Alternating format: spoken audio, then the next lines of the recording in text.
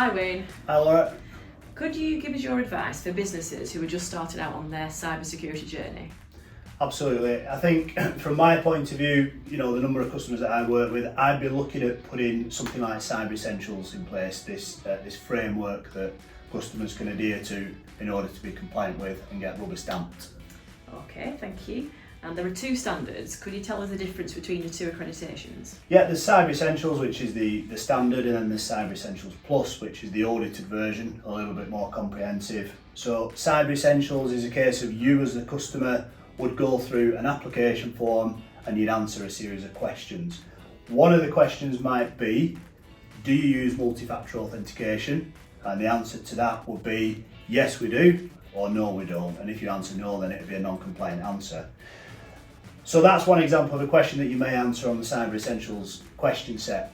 If you were to move on and progress to the Cyber Essentials Plus, when I say it's a more comprehensive test, it's actually an audit. So what the assessor will do is look at the question, for example, where you said you've got multi-factor authentication enabled, and they'll actually check and they'll ask for evidence, and you've got to then prove that you are doing what you say you're doing. Okay.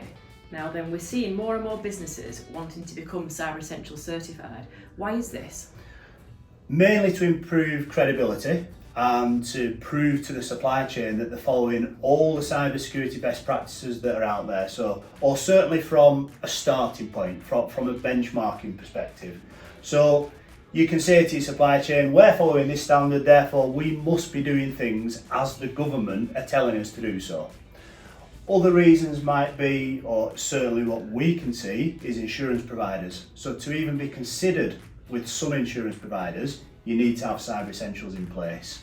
As well as being even considered, you can get better premiums. So if you do have Cyber Essentials, an insurance provider may give you a better premium. Great, okay. And does it help win contracts? Definitely, and mainly focusing on the public sector.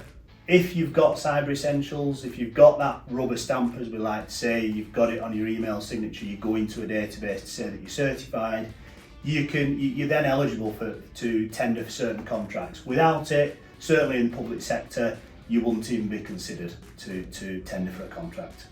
Of course. Lastly, Wayne, how would a business become certified? There's a couple of ways. You could go online and you could do a bit of Googling and you could look for local certifying body for Cyber Essentials, or even Google something like, how do I become Cyber Essentials certified?